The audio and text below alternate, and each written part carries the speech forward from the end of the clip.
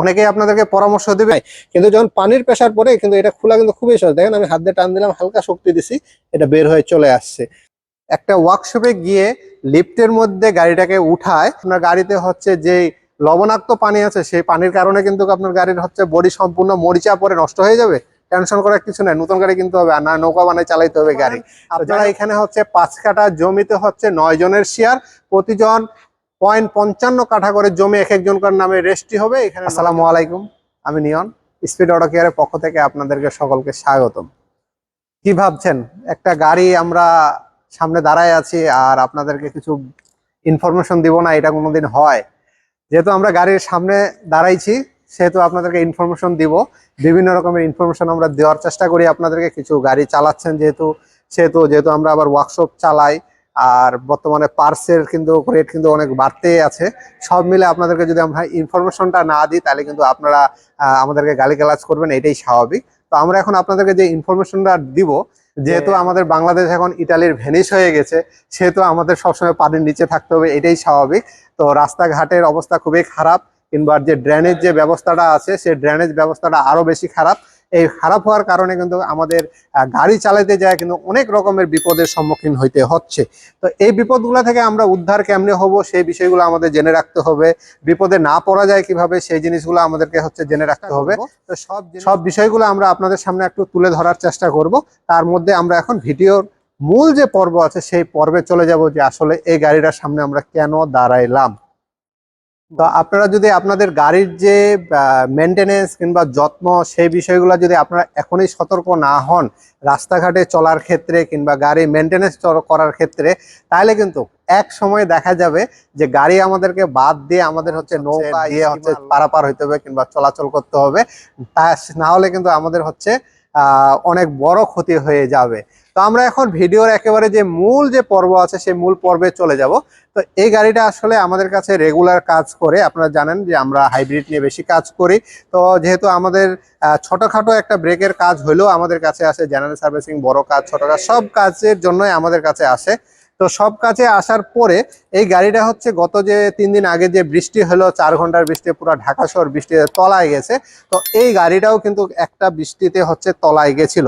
তো তারপরে আমাদের কাছে নিয়ে আসা হয়েছে, ফোন কলের মাধ্যমে যোগাযোগ করলো যে কি করা যায়। আমরা কিছু ছোট ছোট কিছু ইনফরমেশন দিয়ে দিলাম যে ব্যাটারির লাইনটা খুলে রাখেন, তারপর গাড়ি আর স্টার্ট করার দরকার নাই, ভিতরে যদি পানি বেশি ঢুকে যায় পানিটা বের করার ব্যবস্থা করেন দ্রুত, হাইব্রিড ব্যাটারিটাতে যেন পানি না লাগে সেদিকে ব্যবস্থা করেন। কিন্তু উনি সবকিছুই করছে, কিন্তু হাইব্রিড ব্যাটারি থেকে পানি লাগাটাকে উনি বাঁচাইতে পারে না। আর ওই মুহূর্তে যে সিচুয়েশনটাতে উনি পড়ছিল সেই সিচুয়েশনে কিন্তু আসলে মাথা ঠান্ডা রাখা কিংবা প্যানিক না হওয়ার কিন্তু অনেকগুলা বিষয় আছে যে প্যানিক কেন হবে না। তো এই গাড়ির হচ্ছে পরবর্তীতে আমাদের সবকিছু খুলতে হইলো। যে যদি আপনাদেরকে একেবারে দেখাই, আপনারা দেখতে পাচ্ছেন পুরা গাড়িটা কিন্তু আমাদের খুলতে হয়েছে, যেহেতু পানিতে এটা হচ্ছে একেবারে তুলায় গিয়েছিল। তো পানিটা আসলে ঢুকে কোন দিক দিয়ে সেটা কিন্তু আপনাদের জেনে রাখা দরকার। দেখতেছেন এই জায়গাগুলোতে কিন্তু ছোট ছোট ফুটা আছে, দেখছেন এই ফুটাগুলা কিন্তু কিংবা ছিদ্রগুলা, দেখেন এই ছিদ্রগুলা কিন্তু হচ্ছে এরকম একটা রাবার দিয়ে এভাবে করে ব্লক করা থাকে। জাস্ট চাপে দিলে কিন্তু এই যে লক হয়ে গেল, মনে হচ্ছে যে আর কোনো পানি ঢোকার কোনো সম্ভাবনা নাই।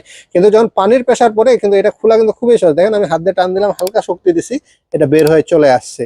তো এরকম যখন পানির প্রেসারটা নিচ থেকে আসে, দেখেন একেবারে এখানে কিন্তু ফাঁকা, একেবারে পুরা খালি জাস্ট একটা মানে ছোট্ট পাতলা একটা স্টিলের মধ্যে এটা আটকে আছে চেচিসটা নিচে। তো এর মধ্যে যখন প্রেসারটা পড়ে তখন কিন্তু পানি এদিক দিয়ে ঢুকে যায়।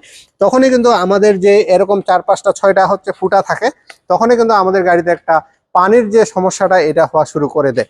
তো আমরা হচ্ছে এখান থেকে বাঁচবো কি জন্য কিংবা এখান থেকে বাঁচার কি উপায় আছে সেগুলো আমরা হচ্ছে একটু আপনাদেরকে জানায় রাখবো। যিনারা কখনো এই যে ধরনের সিচুয়েশনে পড়েন নাই, কখনো হচ্ছে ফ্লোর ম্যাটটা হচ্ছে খোলার প্রয়োজন হয় নাই, নিচের যে একেবারে কার্পেট নিয়ে হচ্ছে খোলার প্রয়োজন হয় নাই, উনারা একটা ওয়ার্কশপে গিয়ে লিফটের মধ্যে গাড়িটাকে উঠায় নিচ থেকে দেখবেন যে আপনার যে এরকম যে হোল্ডগুলো আছে কিংবা ছিদ্রগুলো আছে, সেই ছিদ্রগুলার যে রাবারটা লাগা আছে সেটা হচ্ছে লুজ আছে না হার্ড আছে, সেই জিনিসটা আপনারা একটু লক্ষ্য করবেন। যদি দেখেন যে লুজ আছে সেক্ষেত্রে নিচ থেকেও সম্ভব, নিচ থেকে আপনারা লিফটে উঠানোর পরে যখন নিচ থেকে যাবেন ওই জায়গাটা ভালোভাবে পরিষ্কার করে একটা টিউব, যে টিউবগুলো পাওয়া যায় ওই মাপে একটা টিউব কেটে সিলিকন দিয়ে যদি আপনারা ব্লক করে দেন, সেক্ষেত্রে এই পানি ঢুকার যে বিষয়টা আছে সেটা থেকে আপনারা অনেকটাই মুক্ত পাবেন। আর মনে হয় যে এটা কখনো আর ঢুকবে না পানি, এরকম। আর যদি সম্ভব হয় তাহলে আপনারা গাড়ি কেনার পরে যদি এরকম সিচুয়েশনে দেখেন যে ফুটাটা নর্মাল আছে, তাহলে পুরো ফ্লোর ম্যাটটা খুলে ফেলে আপনারা সেই জায়গাগুলো যদি সিল করে ফেলেন, তাহলে এই যে পানি ঢোকার যে বিষয়গুলো আছে সেগুলো থেকে আপনারা 100% মুক্ত থাকবেন। কারণ এই সেম কাজগুলো আমি আমার পিছনে গাড়িটা আমি করছি। আমি গত বছরের আগের বছরে কিন্তু আমি সেম পানির মধ্যে ফেসে গেছিলাম। পরবর্তীতে আমার গাড়ির ভিতরে পানি ঢুকে গেছিল।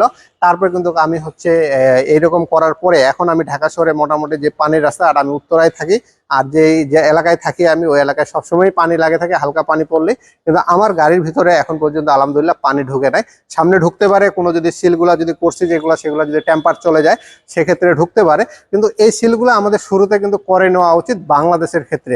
অনেকেই বলবেন যে ইঞ্জিনিয়াররা এই ফুটা দিছে, এত সুন্দর ব্যবস্থা করে দিছে, তো এই ব্যবস্থার মধ্যে আপনারা হচ্ছে এই যে সিলটা আমরা বন্ধ করে দেবো, এটাতে আমাদের গাড়ির ক্ষতি হবে কি না। তো আসলে এরকম কোনো সিচুয়েশন না। বাংলাদেশের সিচুয়েশন বাংলাদেশের, জাপানের সিচুয়েশন জাপানের, আর অন্য দেশের সিচুয়েশন অন্য দেশের। তো এর মধ্যে হচ্ছে এই ব্যাটারিটাতে, এই গাড়িটাতে কিন্তু আমরা হচ্ছে চাইনিজ একটা ব্যাটারি লাগাইছিলাম, দেখতে পাচ্ছেন। এই পুরো ব্যাটারিটার মধ্যে পানি ছিল, আমরা খুলে এটা সব ওয়ারিংগুলো সরাই ফেলে এটা হাওয়া দিয়ে শুকাইতে দিছি, যে যদি কোনো রকমের পানি থাকে যেন ব্যাটারিটা নষ্ট না হয়, সেই বিষয়টা আমরা নজরে রাখার চেষ্টা করতেছি যেন ব্যাটারিটা ওনার ভালো রাখা যায়। আর সেই সাথে যারা চিটাগাং কিংবা সমুদ্র সৈকতের আশপাশে আছেন, ওনারা আরো বিশেষ করে হচ্ছে গাড়িগুলা এরকম সিচুয়েশনে পড়লে সাথে সাথে আপনারা হচ্ছে গাড়ি পরিষ্কার করার চেষ্টা করবেন, পানি শুকানোর চেষ্টা করবেন।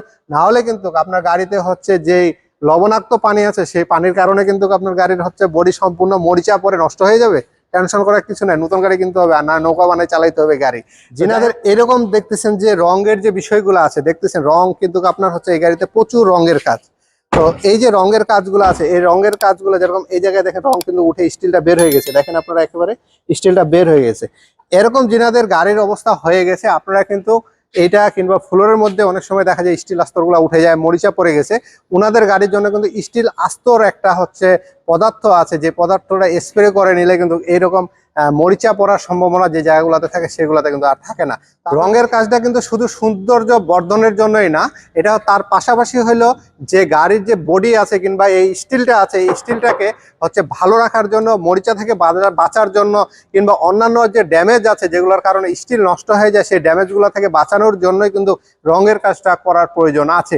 তো যিনাদের এরকম সমস্যা দেখতেছেন যে হালকা পাতলা রং টং উঠে গেছে, আপনারা কিন্তু রঙের কাজগুলো দ্রুত করে নেবেন। যে ওয়ার্কশপে আপনারা কাজ করে কমফোর্ট পান, সেই ওয়ার্কশপগুলোতে আপনারা এই টুকিটাকি কাজগুলো করে নেবেন, নাহলে কিন্তু আপনার গাড়ির বডি নষ্ট হয়ে যাবে। আর কিংবা হচ্ছে যেটা আমরা বলি যে স্টিল আস্তর বলি, সেই স্টিল আস্তর কিন্তু এটাতে সম্পূর্ণ মারা আছে।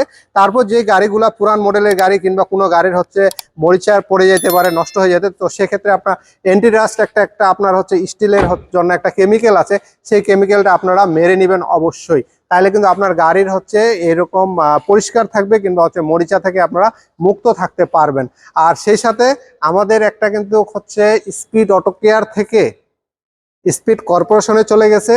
স্পিড কর্পোরেশনে যদি আপনারা কেউ জমি কিনতে চান কিংবা শেয়ার কিনতে চান, সেক্ষেত্রে কিন্তু স্পিড কর্পোরেশনে আপনারা যোগাযোগ করতে পারেন। আপনারা এখানে হচ্ছে 5 কাঠা জমিতে হচ্ছে 9 জনের শেয়ার, প্রতিজন 0.55 কাঠা করে জমি এক একজনকার নামে রেজিস্ট্রি হবে, এখানে 9 জন শেয়ার হোল্ডার থাকবেন। আর বিল্ডিং করার সময় G9 হচ্ছে বিল্ডিং হবে, এক একজন এক একটা করে ফ্লোর পাবেন, 2400 স্কোয়ার ফিটে একটা ফ্লোর হবে।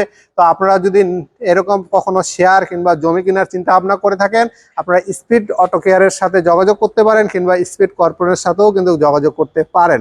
সেক্ষেত্রে আপনাদেরকে যদি আপনারা জমি দেখতে চান, ভিজিট করতে চান, আমাদের সাথে যোগাযোগ করে সরাসরি আমাদের এই জায়গায় আসলেই আমরা আপনাদেরকে ভিজিট করতে নিয়ে যাব আমাদের গাড়িতে করে। অনেকেই আপনাদেরকে পরামর্শ দিবে, আবার পরামর্শ আমাদের শুনতে ভালো লাগে না। আর নিজেরাও আমরা অনেক পরামর্শ কিংবা নিজেরা অনেক কিছু বুঝি, যেহেতু আমরা হচ্ছে বাংলাদেশের নাগরিক। তো ওই হিসাবে যদি দেখেন যে বৃষ্টি শুরু হবে কিংবা বৃষ্টি শুরু হয়ে গেছে, রাস্তাঘাট ডুবে গেছে কিংবা ডুবার সম্ভাবনা আছে, সেক্ষেত্রে আপনারা হচ্ছে এই যে আপনার শখের যে গাড়িটা আছে কিংবা প্রয়োজনের যে গাড়িটা আছে, সেই প্রয়োজনের গাড়িটাকে বাদ দিয়ে অন্য কোনো ট্রান্সপোর্টে আপনারা বের হয়ে যাবেন। তাহলে কিন্তু এই যে ভাই আমাদের হচ্ছে একটা বিপদে পড়ছে, একটা অর্থ নষ্ট হচ্ছে, সেই অর্থটা থেকে আপনারা বেঁচে যাবেন ইনশাল্লাহ। আর যদি বেশি খারাপ মনে হয়, বের হওয়ার দরকার নাই। আর যদি ট্রান্সপোর্টে না উঠতে চান, ভাবিকে সুন্দরভাবে হচ্ছে রান্না করতে বলবেন, কিংবা আন্টিরা আছে, হ্যাঁ, ওনাদেরকে রান্না করতে বলবেন, খিচুড়ি রান্না করে সুন্দর করে বাসায় খাবেন, সেক্ষেত্রে এরকম ক্ষতির সম্মুখীন হবে না। সব মিলে ভালো থাকবেন, আমাদের জন্য সকলে দোয়া করবেন। আসসালামু আলাইকুম।